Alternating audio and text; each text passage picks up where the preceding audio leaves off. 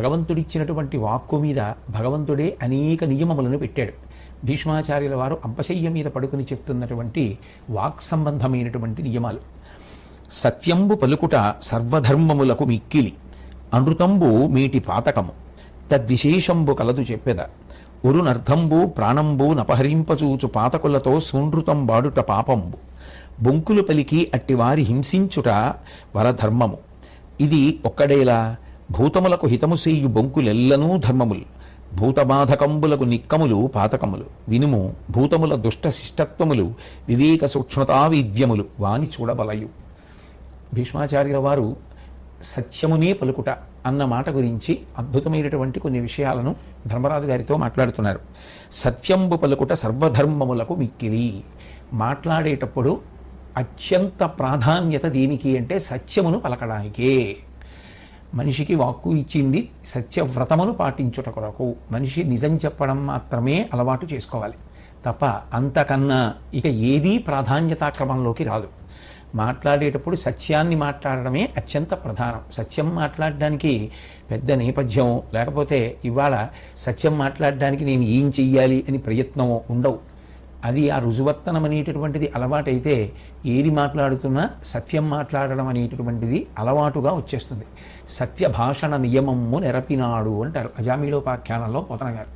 అది ఒక నియమంగా పెట్టుకున్నటువంటి పెద్దలు నోరు విప్పి మాట్లాడితే సత్యమును తప్ప అసత్యమును మాట్లాడరు.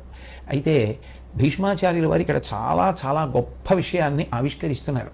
మనం ఎప్పుడైనా ఏదైనా మాట్లాడితే శాస్త్రం ఏం మాట్లాడిందో పెద్దలు ఏం మాట్లాడారో దాన్ని అనుసరించి మాట్లాడాలి తప్ప దానికి భిన్నంగా మన చిత్తం వచ్చినట్టుగా మాట్లాడి ఇతరులకు వేరు రకంగా విషయాలు అర్థమయ్యేట్టు మాట్లాడే అధికారం మనకు ఉండదు. భీష్ముడి వంటి మహాపురుషులు ఏది చెప్పారో, శ్రీకృష్ణ పరమాత్మ వంటి వారు భీష్ముడి వాక్కు వేదతుల్యము అన్నప్పుడు భీష్ముడు ఏం చెప్పాడో అదే చాలా ప్రధానమైనది అని లోకానికి చెప్పవలసి ఉంటుంది. సత్యంబు పలుకుట సర్వధర్మములకు మిక్కిలి. అన్ని ధర్మముల కన్నా మనుష్యుడికి ప్రధానమైనటువంటి ధర్మం ఏది అంటే సత్యభాషణమే, సత్యమును మాట్లాడుట.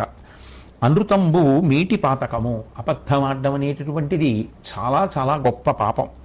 తద్విశేషంబు కలదు చెప్పేదా. అయితే సత్యమును మాట్లాడు అని అన్నప్పుడు అసలు ఏది సత్యము, సత్యమును పలుకుట అన్న మాట వెనక ఉన్నటువంటి అర్థం ఏమిటి అన్నదాన్ని జాగ్రత్తగా అర్థం చేసుకుని సత్యం చెప్పాలి. ఒరునర్థంబు ప్రాణంబు అపహరింపచూచు పాతకులతో సూనృతంబాడుట పాపంబు. ఇతరుల యొక్క ప్రాణములు తీసేద్దాం, ఇతరుల యొక్క ద్రవ్యాన్నంతటినీ కూడా అపహరిద్దాం అనేటటువంటి పాపపు ఉద్దేశ్యంతో ఉన్న వాళ్ళతో సత్యం మాట్లాడితే అబద్ధం అవుతుంది. ఎందుకని అంటే గతంలోనే భీష్ముడు ఒక కథ చెప్పి ఉన్నాడు. ఒక ఆశ్రమానికి దొంగలు తరుగుతుంటే వచ్చినటువంటి అమాయకులైనటువంటి కొంతమంది ప్రజలు తలదాచుకుంటే అక్కడ ఉన్న వ్యక్తి ఆ దొంగలు వచ్చి ఇక్కడ ఎవరైనా దాక్కున్నారా అని అడిగితే సత్యం పలుకుతున్నాను కదా అని, ఇదిగో అక్కడ ఆయన దాక్కున్నాడు ఇక్కడ ఈయన దాక్కున్నాడని చెప్పాడు. దొంగలు వెళ్ళి వాళ్ళందరినీ చంపేశారు. ఇప్పుడు ఈయనకి కూడా పాపంలో భాగం వచ్చింది. సత్యం పలకడం కాదు, ఎప్పుడు సత్యం అవుతుంది అంటే ఒక్కొక్కసారి అబద్ధమాడినా కూడా సత్యం అవుతుంది. అది తెలుసుకుని ఉండాలి సుమా అంటున్నాడు ధర్మరాజు. సత్యం చెప్పమన్నారు కదా అని ఇతరుల యొక్క ప్రాణమునకు ప్రమాదం ఏర్పడేటటువంటివి, ఇతరుల యొక్క ద్రవ్యమంతా నశించిపోయేటటువంటి స్థితి కలిగేటటువంటి సత్యములు చెప్పవలసిన అవసరము లేదు. ఆ సమయంలో అవతల వారి యొక్క ప్రాణమును కాపాడడానికి అనృతమును పలికినా అది సత్యమే అవుతుంది. కాబట్టి అనృతంబు మీటి పాతకము తద్విశేషంబు కలదు చెప్పెదా, ఒరునర్థంబు ప్రాణంబు నపహరింపచూచు పాతకులతో సునృతంబాడుట పాపంబు. ఆ కోణంలో చూసినప్పుడు ద్రోణాచార్యుల వారితో ధర్మరాజు గారు చెప్పినటువంటిది నిజం చెప్పడమే అవుతుంది. ఎందుకని అంటే అసలు అస్త్రశస్త్రములను పట్టుకుని బ్రాహ్మణుడు యుద్ధానికి వెళ్ళడమే తప్పు అని భీష్ముడే చెప్పాడు. అటువంటి వాడిని చంపియచ్చు అని. పైగా అంత విజృంభించి అంతమందిని మట్టు పెట్టేస్తుంటే కృష్ణ పరమాత్మ అంతటి వాడు చెప్పాడు, ఇవాళ మధ్యాహ్నానికి పాండవ సైన్యం ఖాళీ, ఈయన ఇలా విజృంభిస్తే. కాబట్టి మమ్మల్ని అందరినీ తీసుకెళ్ళి ఆయనకి ఆహారంగా సమర్పించేసే కన్నా ఒక అబద్ధమాడి ఆయన్ని పడగొట్టేయడం తప్పు లేదు అన్నాడు. పరమాత్మ ఆ మాట చెప్పాడు అంటే వాళ్ళ భీష్ముడు దాన్ని స్థిరీకరిస్తున్నాడు.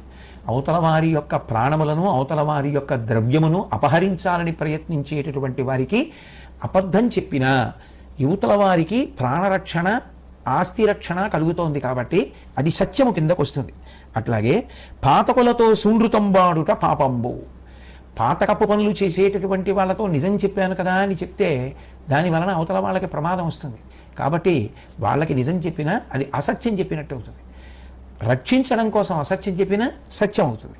బొంకులు పలికి అట్టి వారి హింసించుట వరధర్మము. ధర్మములలోకెల్లా గొప్ప ధర్మం ఇది. అంటే ప్రజల్ని నాశనం చేసేద్దామని ప్రయత్నం చేసేవాళ్ళు, ప్రజల్ని నిష్కారణంగా చంపాలని ప్రయత్నం చేసేవాళ్ళు, ప్రజల యొక్క ఆస్తిని నాశనం చెయ్యాలని ప్రయత్నం చేసేటటువంటి వాళ్ళని ఆ ప్రయత్నం నుంచి, ఉద్యమం నుంచి తప్పించడం కోసం, అటువంటి ప్రయత్నం నుంచి తప్పించడం కోసం అబద్ధం చెప్పినా కూడా, చెప్పి ఆపినా కూడా, ఆపి యువతల వారిని రక్షించినప్పుడు అది కేవలముగా విశేషమైనటువంటి ధర్మమును ఆచరించడమే అవుతుంది. ఇది ఒక్కడేలా, ఇది ఒక్కటేమిటి ధర్మరాజా? భూతములకు హితము చేయు బొంకులెల్లను ధర్మముల్. ప్రాణులకు హితము చేయడం కోసం, ప్రాణులకు మేలు చెయ్యాలి అన్న ఉద్దేశ్యంతో ఒక అబద్ధం చెప్తే దాన్ని అబద్ధము అని అనరు, దాన్ని సత్యము అని అంటారు. భూతబాధకంబులకు నిక్తములు పాతకములు. తాను సత్యమే పలికినా అది ప్రాణులకు బాధాకరమైనప్పుడు, ప్రాణులను హింసించడానికి కారణమైనప్పుడు అది అబద్ధమే అవుతుంది. కాబట్టి వినుము, భూతముల దుష్ట శిష్టత్వములు వివేక సూక్ష్మతా వీజ్యములు వాని చూడవలయు. కాబట్టి మనిషి మాట్లాడేటప్పుడు సత్యం పలకడమే అత్యంత ప్రధానమైన విషయము. అంతకన్నా ప్రధానం ఇంకా ఏది ఉండదు వాక్కుకి. అది ధర్మములలోకెల్లా పరమధర్మము, ఇంకా అంతకన్నా ఉత్కృష్ట ధర్మము లేదు అని భీష్ముడు తీర్పు చెప్పేశాడు.